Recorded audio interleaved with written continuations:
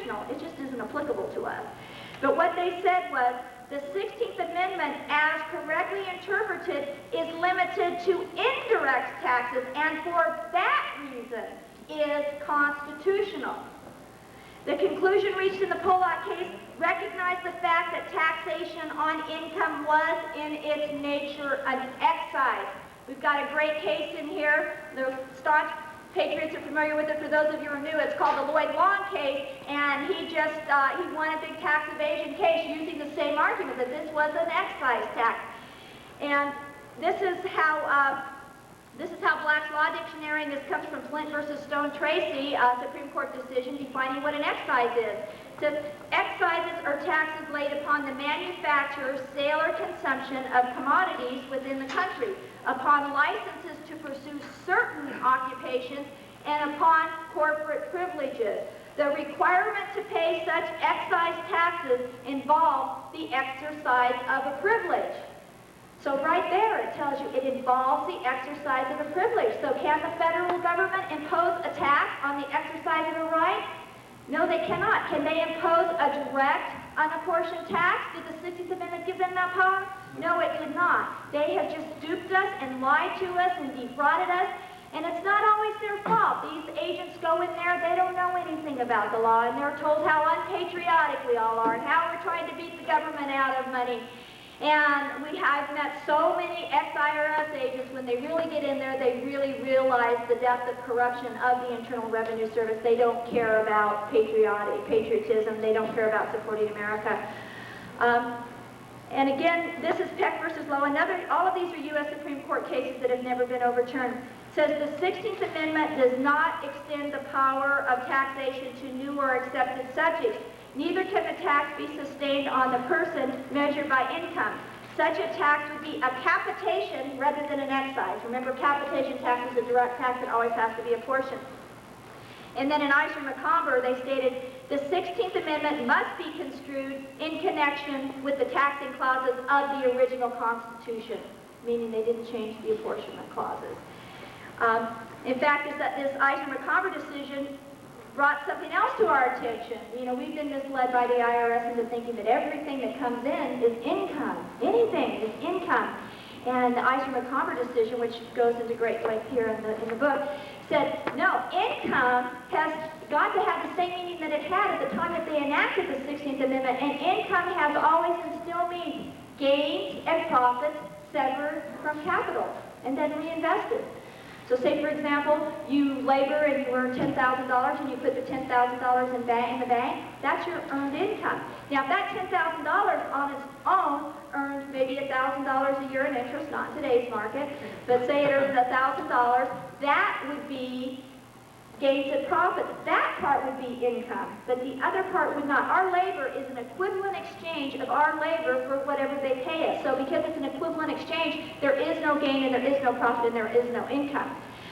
So that part would be subject to the tax if indeed the federal government did utilize what the 16th Amendment could have done for the federal government was it could have allowed them to come and take money from our bank accounts and from, just tax our bank accounts, tax our gains and profits, which probably wouldn't have been that bad. But they didn't actually use that 16th Amendment because remember it said Congress shall have the power to lay and collect the tax. And who's doing it? This bogus Department of the Treasury, which is not the Treasury of the United States of America. It's the Treasury for this little corporate United States that collects the tax. So because it was a situs-based tax created because of Article 1, Section 8, Clause 17, it is actually limited to that amount of income that's earned within that particular situs or site, which again is Washington, D.C. or possessions and territories of the United States. Or if you have effectively connected income, which means maybe you're working in California, but you're a federal government employee, you're effectively connected to the federal government because you get your check out of the U.S. Treasury, then you would have situs-based income. Or say you had your office in Washington, D.C., and even though you got income from the 50 states because you obtained it in Washington, D.C., that would be taxable. So it's not enough. The first rule is that it's got to be income. It has to be gains and it has to be profits that are separate from capital. And the second rule is it has to be earned within what we call in here the District United States, which here specifically means Washington, D.C., and at the most it can include federal enclaves. In conclusion of this part, the 16th Amendment is constitutional because it is limited to only indirect taxes. Compensation for labor and the right to labor are property upon which an indirect tax cannot be imposed. The 16th Amendment therefore provides no authority for taxing such compensation or rights. You can't impose an indirect tax on any form of property. It has been and it always is subject to the rule of apportionment, number one, and number two, you have to be exercising a privilege and not a right. So I found this incredible in my research. I was so pleased to find this because I have found when you find the truth in law, you can find it embedded in the law. The laws are not corrupt. The laws are on our side. The laws protect our rights. It is only the IRS's misapplication of those laws that is corrupt. And their misapplication and their infringement upon our rights that is, in fact, unconstitutional. But the laws are good. And they actually gave us an exemption and exclusion from gross income for our property, for our compensation. This is in 26 CFR 1939, section 9.22B1, exclusions from gross income. The following items shall not be included in gross income and shall be exempt from taxation under this title, under Title 26. B1, exemptions, exclusions from gross income. Certain items of income are exempt from tax and may be excluded from gross income. Those items of income which are under the Constitution not taxable by the federal government. Remember, tax told us what those were. It says, a direct tax and therefore not within the power of the federal government to impose unless apportioned among the several states according to the population.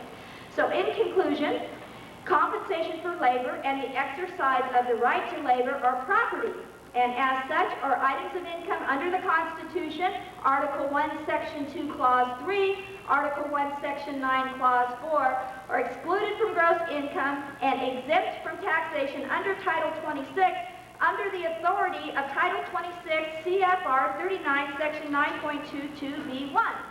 And that's the way I like to tie up my research. I like to go to the Supreme Court decisions, and then I like to go right up to the current law, because I think it's important that we speak their same language, because they're going to have to look at this and say, whoa, these are our own regulations. This isn't her idea. This is what our regulations state.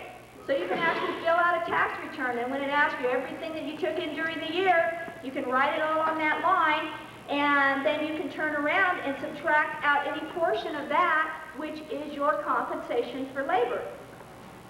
So that is how that works. And I want to get a little bit into why the system is so corrupt, and it all goes back to the Federal Reserve, who is no more federal than Federal Express. It is a group of European bankers. They're all listed here. And they're the same bankers that have been corrupting the world since the beginning of time. And they keep trying to control our economic system. They create depressions. They create recessions. Do you know the first 200 years of our nation's history, we spent a total of $1 trillion. The first 200 years, we went through the Revolutionary War, the Civil War, World War I, World War II. We spent $1 trillion. In the last 14 years, we have spent $3.5 trillion. And what do we have to show for it? We have debt, homelessness, bankruptcy. Where is that money going? Is it supporting our people? It absolutely is not. Listen to this. This is the ridiculous way our government operates. If, say, for example, we needed $1 million worth of currency, we would go to the Federal Reserve and say, they're private bankers, we'd like to borrow $1 million currency. By the way, they don't have any collateral. Just our bonds are their only collateral. At one time, they had to have 40% gold, and then it went down to 20%, then 10%, then 5%, then none. Now it's pure paper. So we go to borrow this $1 million worth of currency, and then they go to our own U.S. Bureau of Engraving, and they print that currency up. And then we go back to get it, and they go, oh no, we have got to have collateral. So we go back to the U.S. Bureau of Engraving, and we tell them, print us up $1 million worth of U.S. Treasury bonds. So we wheel those U.S. Treasury bonds over there, and they give us those Federal Reserve notes. But here's the difference. For each one of those Federal Reserve notes that they created, whether it was a $1 bill or a $100 bill or a $10,000 bill 2.6 cents. 2.5 cents for each one of those bills, just the cost of printing. And when we gave them the bond, though, we are obligated to pay back 100% of the face value of that bond plus interest. It's a good deal for them. It's a hell of a deal for the American people, because that is why we are enslaved to the federal government right now, because that is where the tax dollars go. If you look at the back of your check, at least last year, they went right into the FRB. They see that we're smart enough, they keep trying to trick us. Now they go into the U.S. Treasury, which isn't our Treasury again, and then they write a check to the FRB, which is the Federal Reserve Board. And this is what I found interesting. They're paid in par. They go to the International Monetary Fund, which is, again, a creation of the very same vile creatures, and then they're converted into gold. And where did they get that gold? Remember when they robbed all of the American people of their substance, all of their gold and their silver, and they said it was illegal to hoard it, and they took it all back, and they created the International Monetary Fund. So think about what they're doing. They're giving us unbacked currency, and they're turning it around, and they're converting it into gold and silver. And what else are they converting it into? They don't want us to pay our taxes. They don't care about the Federal Reserve notes. They can make those. Wouldn't they rather we didn't pay our taxes and they could take our property? Then they'd have something even more value. They would have something of substance. And more of our property is being taken. In fact, there was a couple of really good, finally, in our area, the Orange County Register, there's been some really good articles on this. And in this commentary section, they've got a new book, and I think we should probably all read it. It's called Lost Rights, The Destruction of American Liberty by James Bouvard. And it says Internal Revenue Service seizures of private property have increased by 400% since 1980 and have now hit over 2 million Americans each year. Says the average American now works over half a year simply to pay the cost of government taxes and regulations. It's got all kinds of very, very interesting information here. And also, what's the date of that paper? This is the Orange County Register. It's Sunday, July the 3rd. It's the commentary section. We're going to do some excerpts of it. We have a monthly newsletter too called The Higher Truth, which is $15 a month, which gives you an opportunity to make some money with this too. But this is really, this is a good comic. It says, it's got kind of an Uncle Sam looking guy here, and it says, in colonial times, we suffered under a corrupt, oppressive, elitist, tax-hungry foreign government, and we revolted. So that now, 218 years later, we can suffer under a corrupt, oppressive, elitist, tax-hungry domestic government. But what they don't realize is this isn't even domestic. That government is foreign. The Supreme Court stated that the United States government is foreign to the several states. And this is called Lost Liberties, and it's a Canadian's plea to America on July 4th. Guard your freedoms against the siren song of socialism. Ontario, Canada, an open letter to my American neighbors. Like you, I woke up today, got dressed, and settled down to a steaming brew and the morning newspaper before heading out to work. Unlike you, I read that dozens of my fellow citizens were arrested for carrying copies of the Buffalo News. The newspaper contained information about a trial here that the powers that be did not want us to read. It's that simple. It is now 11:15. Minutes ago, I turned on the Buffalo television station, hoping to see on my TV what would not reach us through the newspapers. I am now looking at a blank screen. We received about 10 seconds of the trial controversy, and suddenly my screen went totally blank. A message appeared on the screen explaining that because of the contravention of the ban, the station was prohibiting the broadcast of the news. Along with the sign was a high-pitched whistle that sounded like an air raid siren that the Britons used during World War II. As I sit here alone, I realize that my blood is running cold at the sound of the whistle. This could never happen here, not in Canada. You must wonder about a country that would deny its own citizens the freedom to read. As a Canadian, I have done a lot of hard thinking about it. I guess the powers have their reasons for the ban. Censorship always has its reasons, but believe me, when you are on the receiving end of government censorship, no reason amounts to a hill of beans, and that's why I'm writing to you. It is my hope that you will read the Canadian story, and as your famous